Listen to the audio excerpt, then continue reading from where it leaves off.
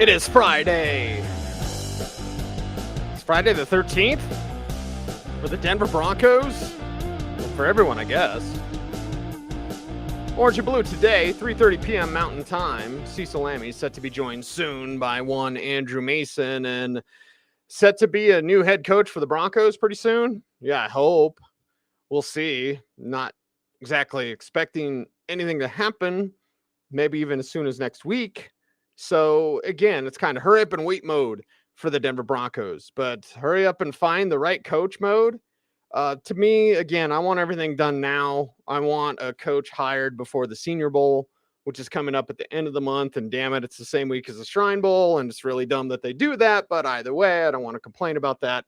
I'm sure you don't want to hear me complain about that. But you've got a couple of weeks now. We're in the middle of January. You've got a couple of weeks to get this thing right. And if it takes that long, and maybe even longer, then just get it right. Like before the Super Bowl, before the Senior Bowl, make sure you have your head coach in place. Make sure you have it right. Make sure you have the right man for the job and have this thing rolling for this next and upcoming season. That's all I really care about. Would I want a new coach today? Yes. Would I want one next week on Tuesday? Make a decision on Sean Payton right away? Yes. I wouldn't want that right away. Is that going to happen? Probably not. Is it going to happen a week from today? Will we be talking about a new head coach then? Probably not. But it could be getting close. So at the end of the day, as long as I get it right, like, okay, interview 1 million people, interview 3 people. I don't care. I care about getting it right because we've seen the quote unquote exhaustive search of last year that didn't lead to anything. We've seen, parts and bits and pieces of the search this year. What does that lead to? I hope it leads to Jim Harbaugh. I do. At the end of the day, and I know the Sean Payton thing, I believe it was James Marilat, our fearless leader here at Denver Sports, who had tweeted out about Mike McCarthy and Sean Payton having very similar records. Mike McCarthy's not good at his job. The players in Dallas, just like the players in Green Bay, won in spite of Mike McCarthy. They didn't win because of him. That's not inspired play or any sort of, just state-of-the-art adjustments or thinking about offensive football. And it's kind of backwards, honestly, Mike McCarthy. So, is it as simple as saying McCarthy and why do you want Payton? Because no one likes McCarthy. And I guess some people like McCarthy. I know the players don't necessarily warm up to him. And maybe the players don't necessarily warm up to Sean Payton either. But, Sean Payton to me cost too much to get. The entry price, right? If we're looking at this from an investor's standpoint, as my dear friend Mike Pritchard would always say, like, look at your entry point. I flip comic books, right? I'm a comic book collector. Well, do you buy something at the height of its price or do you try to get a lower entry point and then get that value, get more bang for your buck, so to speak? You're going to have to give up so much for Sean Payton and you can't afford it. You just can't. You can't afford to send off more assets, more players, more money, more picks, whatever, to New Orleans so that you can get a coach that I think is very good and it's better than Mike McCarthy. I don't necessarily want to have that conversation. Not that I'm against having conversation, but stuff has to make football sense. It reminds me, and I said it this morning on coffee break. I said, do you remember that after the first 2 seasons with San Francisco and the Broncos, that Vance Joseph and Kyle Shanahan had the same record? Andrew Mason remembers. Pepperidge Farm remembers. Yes. And Andrew Mason remembers. So when the McCarthy, I started out, our fearless leader, James Marilat, tweeted about, Mike McCarthy has the same record as Sean Payton. Well, one's a good coach and one might get fired if he loses to Tampa on Monday. I'm not necessarily down with that, Mace. Where do you stand on these sort of conversations? Look, I mean, actually, I think Vance Joseph, if I'm not mistaken, had a better record in his first 2 seasons than Kyle Shanahan. I believe Vance Joseph was 11-21, and Kyle Shanahan was 10-22. So context matters in everything, right? Whether you're talking about a coach or you're talking about things in life, context matters. You could look at Kyle Shanahan and what he inherited at quarterback. I believe he was starting C.J. Beathard for a good chunk of his first season. Yeah. Yes. And then Jimmy Garoppolo does well late in 2017 after they trade for him. And then early in 2018, boom, he tears his ACL and you're starting Nick Mullins. You're calling for Mullins pretty quickly. So, so that mattered. And I'll say this for Vance Joseph. One thing that did work against him was the Broncos were still reasonably close to being a Super Bowl team, even though they were clearly sliding. And you still had that echo. For all the issues at quarterback, it was like, yeah, you still had to keep Talib in 17. You had Chris Harris Jr. in 17, 18. You had Von Miller in 17, 18. Even Bradley Chubb had a great season in 2018 after you drafted him at number 5 overall instead of Josh Allen. So, yeah, you could look and say things should have been better. And for all Vic Fangio's weaknesses, they did do better with Vic in 2019 than they did under Vance Joseph. Yeah. Yeah. So, let's look at context, look at everything. But for me, it's just finding the right guy. I wanted to be Jim Harbaugh. I think Sean Payton cost too much to get. But if they decide it's Sean Payton and they get rid of the assets it needed to take Sean Payton, then so be it. Just get the right guy, Mace. I want a head coach before the Senior Bowl because I'm selfish. But and it probably should be before the Senior Bowl, honestly. Maybe a week from today, you and I will be talking about things getting close. What kind of timeline do you have for the Broncos head coaching search? I expect they'll be done with the first round of interviews probably by Thursday of next week.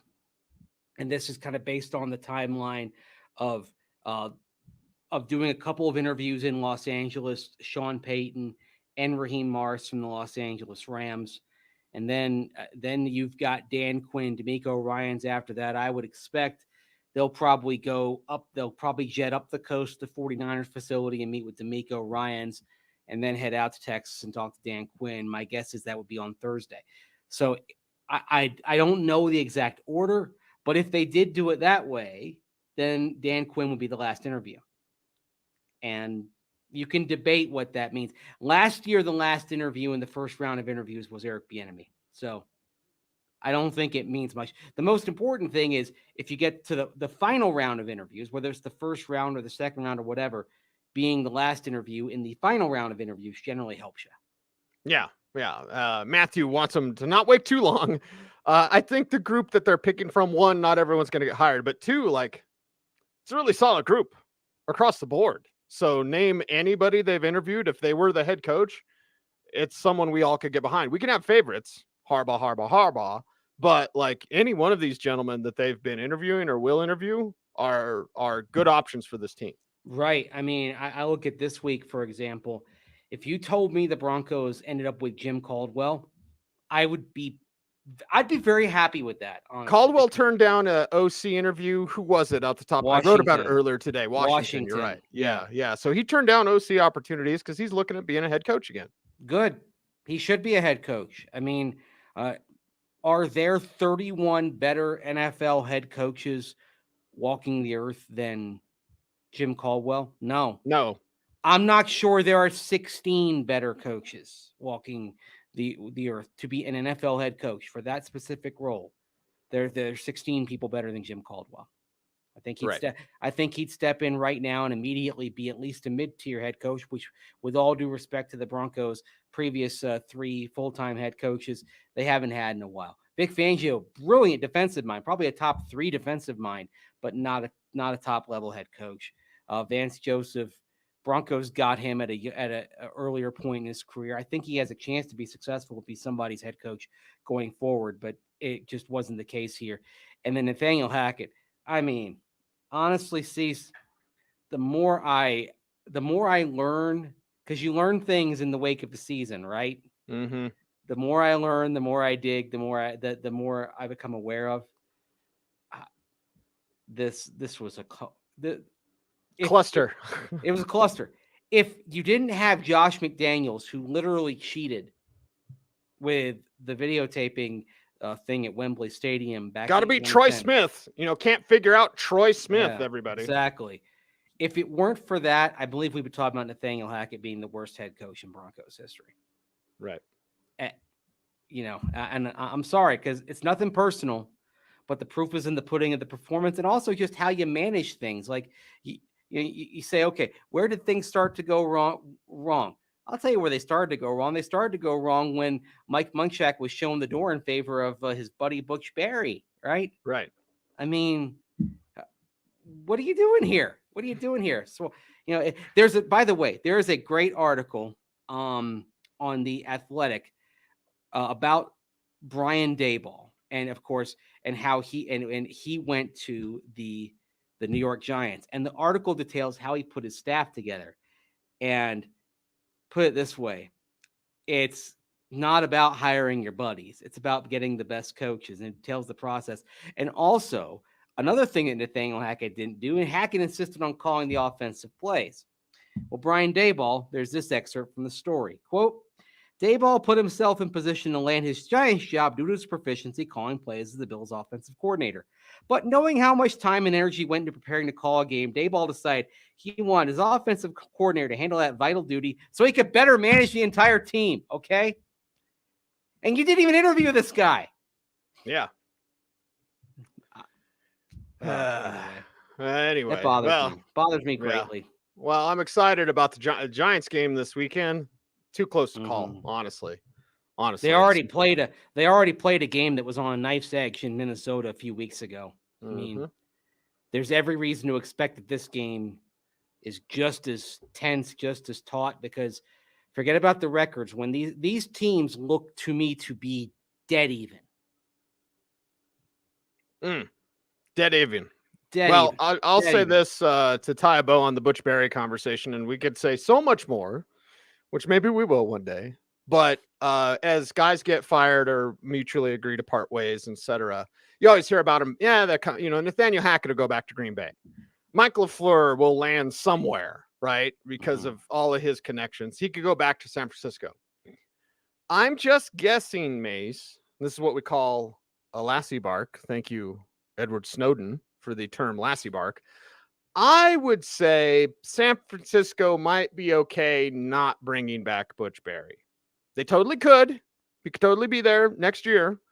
But I'm just guessing, Mace, that the place that he left might not be too keen on bringing him back. Again, a total guess. Which says something, doesn't it? Yeah, I think it does. And for all the struggles Nathaniel Hackett had as a head coach, Green Bay wants to bring him back in the role that he had before, presumably. And what have we heard about Butch Barry? Nothing. I wonder what we'll hear about Dwayne Stukes. That is actually interesting for this reason. Sean McVay, of course, is coming back to the Rams. I don't know if you discussed that at the top of the show and the significance for the Broncos search, but we can get into that. But he gave all of his assistants permission to interview with other teams if they so desired to seek other jobs, right? So let's say you're Joe DeCamillis. You've been around a long time. Do you go maybe somewhere else and get a new 3-year contract? And because the Rams feels very much like a year-to-year situation. And if that's the case, if DeCamillis moves on, do they bring back Dwayne Stukes to replace DeCamillis, or does DeCamillis bring back his old assistant special teams coach, Dwayne Stukes? Right. There may well be a job waiting for Stukes, but it will not be a special teams coordinator. I mean, right. Holy smokes. I mean, I'd have to look this up. How many, because it happened in Carolina too, but how many times do assistant coaches lose their jobs immediately when an interim coach comes in? And in Carolina, it was different because Steve Wilkes had another 12 games left. Jerry Rosburg had 2, and he just said, I don't want to see either of these 2 coaches anymore. I don't want to see them around. I've had enough. I just got here. We're doing it my way. Right. I mean, Jerry Rosburg's Guide to Life, it does include a little bit of a knife's edge here, right? Don't mess around. Don't waste time. Yeah, exactly. Said Jerry Rosburg. Yeah, there's no time to like the present. You turn the page and you move and you move on. You try to find joy in the moment, and he wasn't going to find any joy with Butch Barry's his own line coach and Dwayne Stukes coaching special teams. So, right. Oh man. Rollport asks an important question, Mason. I'll put you on the spot. Is Payton worth the bag? Basically, especially compared to Jim Harbaugh. Both are going to be about the same price, $20 million a year, whatever the number is. I don't even care. But the price to get Payton, is it worth more than what you get for Harbaugh for free? No. And that's why if you had the choice between the two of them and the salary was equal, I would take Jim Harbaugh over Sean Payton because I don't think it's worth giving up that draft capital. I don't think the difference between the two is worth that. Oh, by the way, I mean, if we're going to kind of go through the history of it, no coach has ever won a Super Bowl in another spot. You have coaches that have been to Super Bowls in multiple teams. John Fox did, Bill Parcells did, Don Shula did, but you've never had a coach who won a Super Bowl one place go somewhere else and win it. And Dan Reeves did. He went to Super Bowls with two teams as well.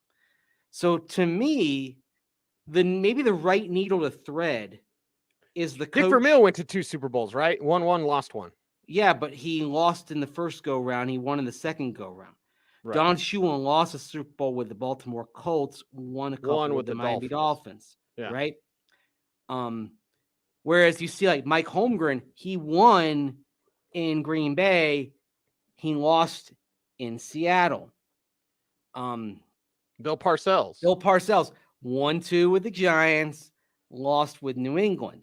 No coach that has ever won a Super Bowl in one place has gone somewhere else to win the other, which is why maybe a theory that I have here is that maybe you're better off hiring the coach that had unfinished business, that got there and lost. They're looking for that one more thing, because we have seen coaches that have gone somewhere else, having lost a Super Bowl in their previous stop, and they've won it when they got somewhere else. Like I mentioned earlier, Andy Reid lost in Philadelphia. He won once he got to the Kansas City Chiefs. And so then I start taking a longer look at Jim Harbaugh, Jim Caldwell, and Dan Quinn, because that's their resume. They got there, they didn't win. There's still that. In other words, you haven't climbed the mountain, so you still got that. There's that hunger and I think like for Jim Caldwell, even though he may not be as vocal as some of these other coaches we're talking about, deep right here, there's a feeling of unfinished business. Look at Bruce Arians, right? Yes. When he left Arizona. So it's a good call, Andrew Mason. Yes. So that's why, I mean, to me, retread should never be a bad word when talking about coaches, because you learn things from your previous stop or your previous stops. But with Sean Payton, how hungry is he going to be? He's already got the big brass ring, right? He's already got that. Now, maybe somewhere it's like, oh, well, I want to be the first one. Well, I'm more likely to bet on people who've actually done, like, who've actually, a path that's actually been taken than a path that's never been taken. And that's it. So, yeah, I think Jim Harbaugh is hungry. I know Dan Quinn is hungry. I know Jim Caldwell is hungry. And again, with Caldwell, don't let the very placid exterior fool you.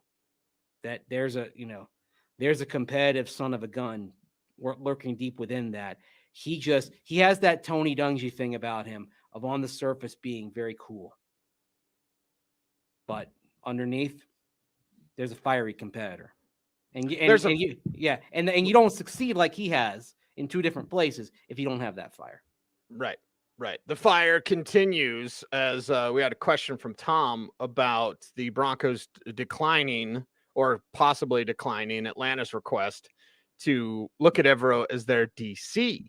Now, we did have the Gerard Mayo news today, where not only does Gerard Mayo, they'll probably bring him back, but it's like, hey, let's look at your contract. Like, let's go over that to make sure that you're going to be here and stay with us. Mm-hmm. So that's what we're seeing. I don't think that happens with Everro. It doesn't have to happen. Be his second year of his deal. But going to be a DC, I don't know. I mean, the other thing also is if you're Everro, that you're going to a staff that's in its third year. So Arthur Smith and company are kind of in we got to get it done now mode, right? Because if you don't show progress by that third year, like you did the thumb motion, you're out the door. I'm not sure that's the best spot, but yes, the Broncos could decline it if they want to. I don't know one way or the other, and I'm not going to wager a guess here as to what they're going to do. I know they like Everro. They like him enough to interview him as a head coaching candidate, but I think some of it's going to depend on what the next coach's plan is. If they feel like the next coach is going to bring back Vic Fangio, I think they'd be willing to let Everro go. But if that's not in the bag, I mean, look, if it's Dan Quinn, there's a very good chance with Dan Quinn it's easier Everro. Even though they haven't worked together, they've got that connective tissue through Raheem Morris. And I know Raheem's going to put in some wonderful words about Easier Everro. I know he thinks very highly of him. So, yeah, it may well tell a lot about what the Broncos' plans are based on what their decision is in the next 24 to 48 hours on Everro. Our fit is getting a lot of comments in the chat room. People like my Knicks gear, which makes me feel bad for you, Mace, because when you wore your Lightning gear, of course, they were playing the Avs, so maybe that was the thing people had issue with, because I'm like, okay, go Nuggets, but I'm a Knicks fan, so it's not like the Knicks will be in the NBA Finals, so I have nothing to worry about, Nuggets fans. I used to think I was safe wearing Tampa Bay Lightning gear, Right. I mean, until the last few years, who hated the Lightning? Well, I mean, now they've won they've won 3 cups now. They've won 2 in the past 3 years, and it was a knockdown, drag out series. It was with the Lightning, a very emotional series. I try not to think about it because it didn't go my way, but so that's just the way that's the way it goes now, right? I mean, people think differently of the Carolina Panthers around here because the Broncos beat them in a Super Bowl. Used to be Carolina, who cares, right? Well, then they matched up in a meaningful game that made people care. So, what's your hat say? Switchbacks? Yeah, Colorado Springs Switchbacks soccer team. Yeah. Okay, I was gonna say, what is that? Yeah. It does kind of match, I guess. This is a Man City kind of windbreaker sort of thing. But this got me thinking last night because someone suggested how in soccer you get different uniforms every year, a different kit, as they say. But also the alternate the second uniform isn't necessarily the team's colors. Like last year, Manchester City's second uniform was white with hot pink and teal. Okay, that was the colors. So I mean, what if it was like that in the NFL? Like the Broncos had an alternate uniform that was, say, anthracite and white or something like that, and had no orange, no blue, or anything like that. Would you dig that? They did it in the 90s, and they never wore it, but Starter made them, and I want the Elway one. They made black Broncos jerseys. Wow. They were awesome. And I'm not talking about the new logo from 90. I'm talking like 96. Starter, black Elway, and I think the 7 was blue. So it looks sweet. Wait, a blue number on a black jersey? I believe so. Yeah. Let me see if I can find the picture of that. But it was awesome. Terrible. That'd be terrible. It was awesome. I promise you. It's awesome. It's not awesome because I'm thinking about on a uniform that you'd actually wear in a game.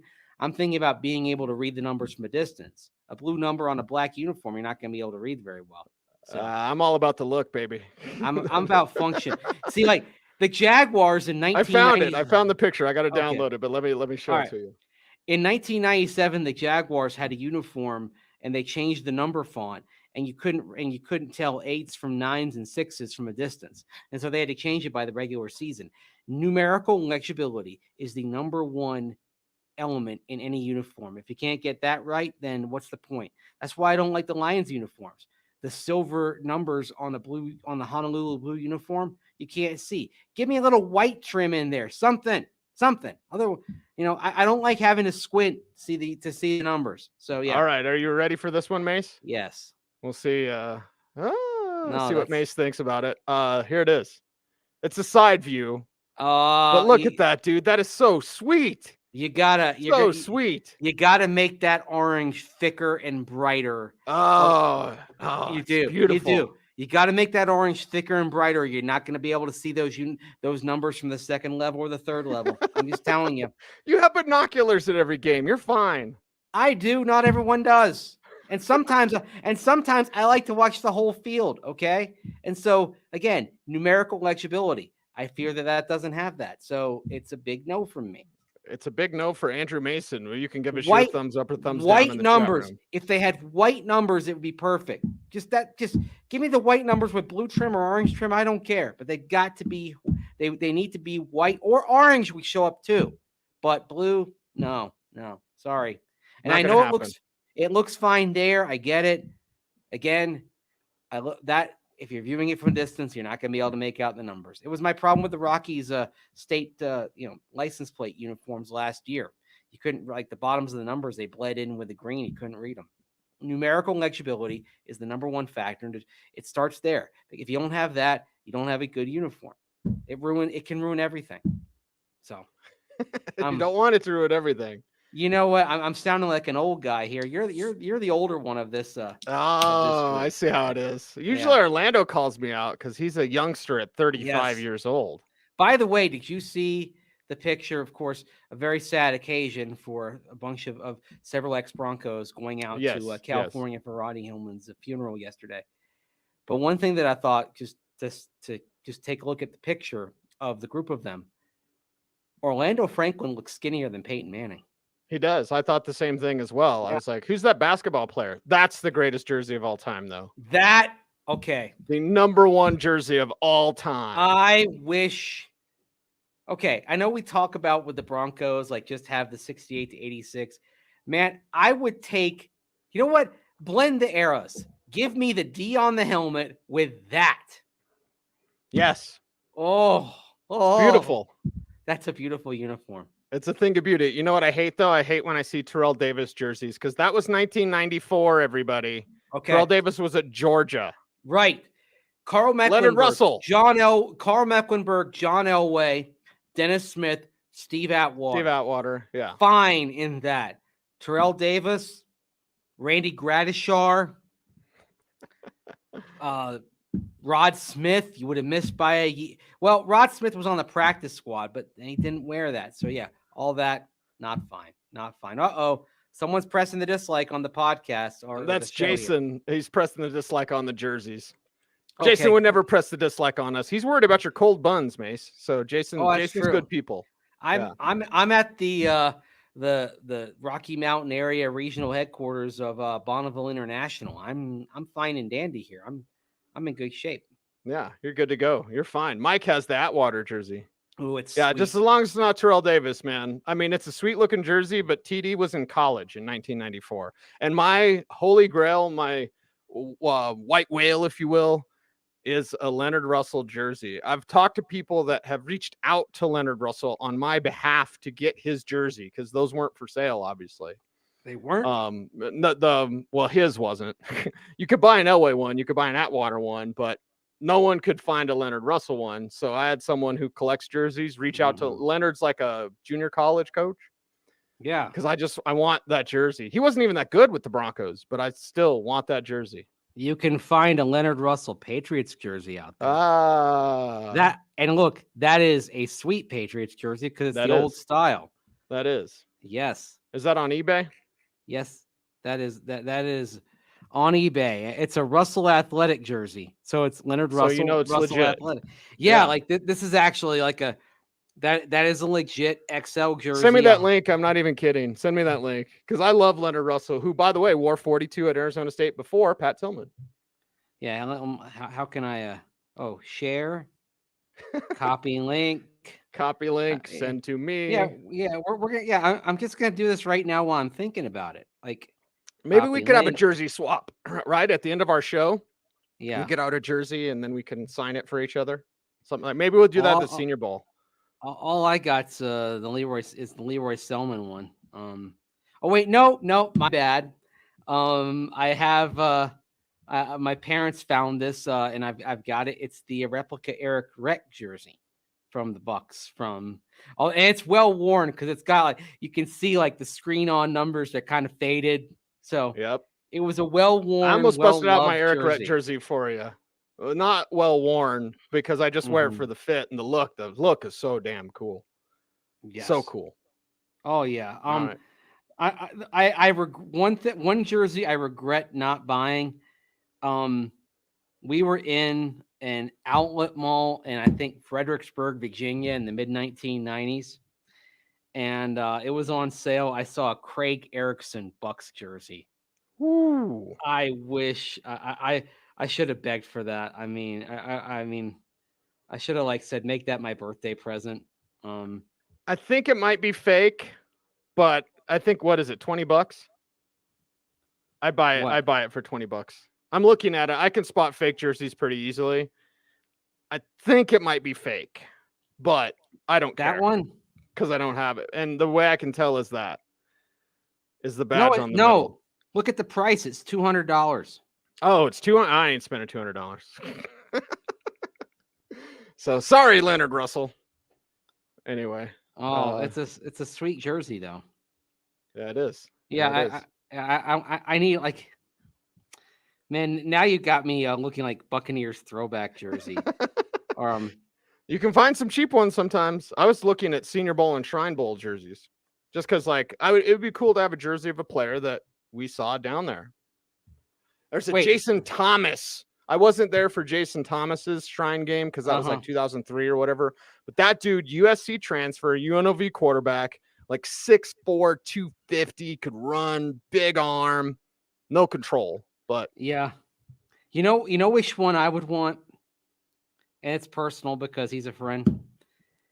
I would want the Steve Atwater Shrine Game jersey from 1989. Ooh. You know, Steve Atwater's a Shrine Game Hall of Famer. Yeah, there you go. So yeah, you can look up Senior Bowl jerseys. You can get Leonard Hankerson. Remember him? That's like $1,400. I saw that the other day. Andrew Walter, $1,000. So you were looking at this recently, then? Yeah, yeah. Just Wednesday night. Oh, here's one, and he's a Bronco. PJ Alexander. Whoa, $149. That's a bargain. Oh my. I am thinking about this. I am really thinking about this. Is from 2002. So not only that, let's see if I can get it zoomed in here. It's the Food World era of the Senior Bowl. Yes. Wow. Because Senior Bowl has, they've gone through it. It's various been like sponsors, right? Reese's, Under Armour, Reese's, yeah. But yeah, I have a Senior Bowl hat, Cease, and I'll bust it out here. And I'm proud that the Senior Bowl hat I have comes from the Food World era of the Senior Bowl. That's old school right there. Isn't that a grocery chain down there? I think it was. I don't know if it exists. I haven't seen a Food World. I think Publix kind of drove them out of the market, as Publix tends to do, because we can question their management, but their stores are actually awesome. Like I'm a grocery store snob, you see. We had in Richmond, Virginia, we had one of the greatest grocery chains ever. It was called U-Crops. And U-Crops. U-K-R-O-P. How do you spell that? U-K-R-O-P'-S. Okay. And then we moved to Florida, and eventually U-Crops got bought out, and now the brand only exists to sell like baked goods and things like that in Central Virginia. So anyway, we go to Florida, Publix. It's basically almost like exactly like U-Crops in terms of the quality. We love it. When I lived in North Carolina, I lived right near the flagship Harris Teeter. That was another amazing store. I hate to say it, but it spoils you for other grocery stores. But the greatest grocery chain I've been in is a chain up in the Northeast, and it's around Buffalo and other places called Wegmans. Okay. Holy cow! I mean, this is like the Xanadu of grocery stores. Is it though? Because I had my buddies, and I'll name names. Eric at home, a good friend of yours and mine. Eric does fantastic work. When NFL.com hired him, I was like, perfect hiring. He kept talking up Wawa before the Philadelphia draft. That's a And I went to convenience store. Wawa. I know it's a convenience store, but everyone, oh, Wawa, you got to go to Wawa. I stayed like right above a Wawa or something. And then so I ate there like 3 or 4 times. I'm like, it's a sandwich. It's not, come on, I mean, Wawa. it's okay. As far as convenience stores go, it's amazing. There's a huge debate, and there are various parts of the East Coast. Some have Wawa, and some have what's called Sheetz, Sheetz. So, Ralph's grocery store in LA. I mean, that's Kroger, that's King Soopers, that's all the. It's all the same.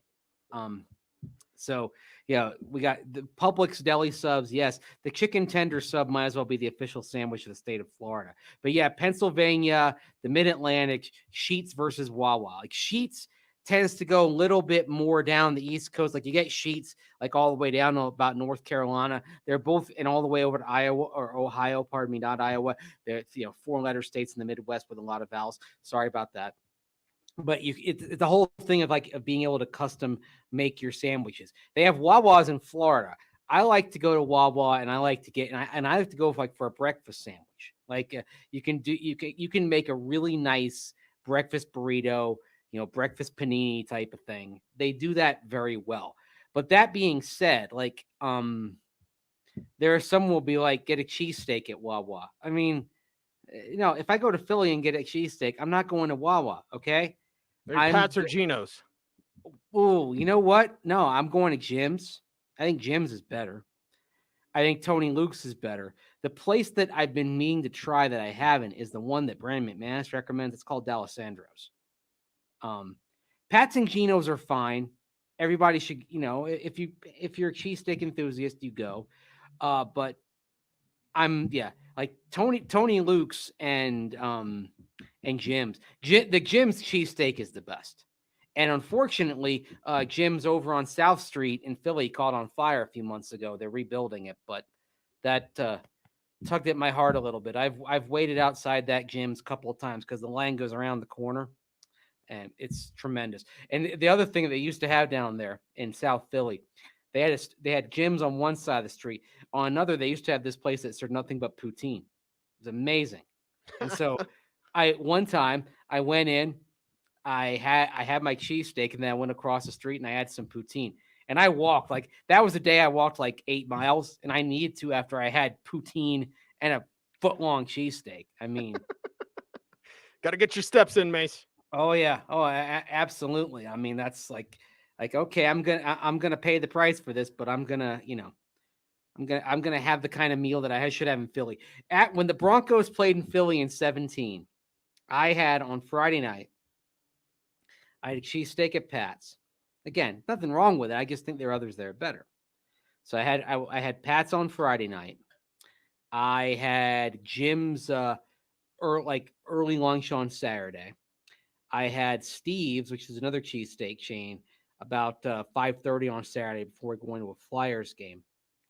And then I had a cheesesteak in the stadium at Lincoln Financial Field because this is why Philadelphia has an amazing press box. There's a hoagie station, a cheesesteak station right there in the press box, made to order. Awesome. And then we get on the plane back after that 51-23 ass kicking, but the consolation prize is we've got Tony Luke's catering right there with subs or with cheesesteaks waiting for us. And so I had a chicken Philly on the flight back. Yeah.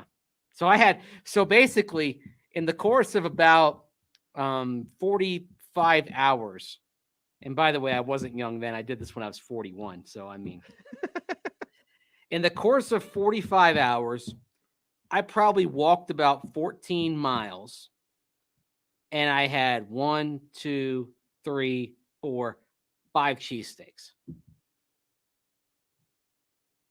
So, okay. Anyway, yeah, this is Vicky came here at the wrong time. Vicky, you got to get her early because at the end of the show, we just go off the rails. This is the thing. It's like if you know anything about news writing, call it the inverted pyramid, as in you start with the most important stuff at the beginning of the story, and then as you go through a story, it gets less important. So we like to open up with the nuts and bolts. What's going on with the Broncos right now? What's going on with the coaching search, all that. And then we get to screw around time, which is where we are right now. So I'm sorry, Vicky. Go back. If you're watching this, you can rewind it and you can get all the good stuff. And you get all the Broncos stuff. And then you don't have to listen to me just rant about cheesesteaks in Philadelphia. All of a sudden, I'm up for a good cheesesteak. But here's another thing, Cease. I'm on a rant here, okay? As much as I like having cheesesteaks in Philly or wings in Buffalo, these are two things where you can get good stuff almost anywhere. Like there are a few places right here in the Denver area where they do it. They do it right. They've got they have the Amoroso rolls. They have them flown in from Philadelphia and they put them on a cheesesteak right there. You can go down to like the South Philly cheesesteaks over on Arapahoe and get that. You can go to there's a cheesesteak place not far from downtown, and you can get that, right? Okay. So, what is it? Denver Ted's, I think, is the name of it. You know what I'm talking about? No. Okay. All right. All right. Taste of Philly is another place. So, and they get the authentic rolls flown in from Philly. So, I can get a great cheesesteak in Philly, but I can get a great cheesesteak in Denver. I can get a great cheesesteak in LA. I can get a great cheesesteak in Tampa. All right. Buffalo wings, same thing. So, but that being said, Jim's on South Street is something special. And Vicky, by the way, said, just kidding. Been watching for months. Thank you, Vicky. Appreciate you riding with us and putting up with all this. I you know what? I should be writing more about the food that I eat on these trips. Right. Yeah. People by the thousands watch my stupid little videos from the press box where I show the spread every week. People, it's weird. It's so the weird. Universe, Mace. It's telling you what you should do. Be a stadium food critic, a travel. Hey, aren't we having our meeting next week? Like, hey, how about we get a digital show about food? Yeah, Eating America. Denver sports. We're eating something with sports and food because it's connected to sports trips. It's connected to stadiums and arenas and all that, right? And I have very down market blue collar tastes. I'm now disappointed in Jason because Andrew Mason has been on the Audible with me and Sigmund. So Jason, I know, go in the archives and listen to that show from I'm 15 there years ago. somewhere. Yeah, I'm back in there. 2008, I think. 2008. Yeah. It's Sid I came out. Cowboys were there at training camp with the Broncos, right? Yeah, actually, I think you guys had me on via phone when I was working in Carolina. Yeah, so I think we did that too. I think back in your archives, you've got me talking about all things Panthers when I was covering them. Right.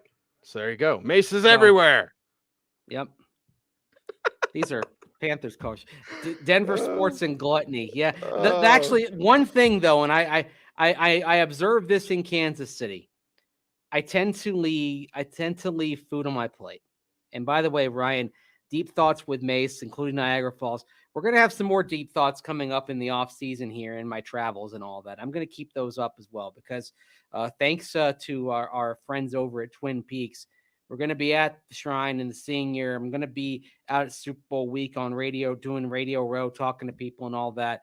I'll be at the Combine. There'll be some deep thoughts from the Combine. There'll be some deep thoughts from the league meetings down in Phoenix after we meet with Greg Punter and whoever the Broncos coach is and all that. I've got plenty of deep thoughts coming. So maybe even deep thoughts from the draft if the Broncos hold on their first round pick. Although if they have Sean Payton as coach, they're not going to have it. So who knows? We will have to see, and we'll be here for you, giving you a little lanyap, as Brandon Stokely likes to say. He's Andrew Mason. You follow him on Twitter at Mace Denver. I am at Cecil Lammey. Don't follow me. We appreciate everyone for watching, for listening along. There it is. The PJ Alexander 2002 Senior Bowl jersey. How about that? Beautiful. Only $150. Do you remember his injury that he had when he was a Broncos, Cecil? No. ATV accident. Ah, okay. Yes. Yeah, he was out four-wheeling. Be careful on that. No doubt. All right. He's Mace. I'm Cease. We're orange and blue today, everyone. Be safe. Be kind. Know that you are appreciated. Stay tuned. And as always, please stay frosty.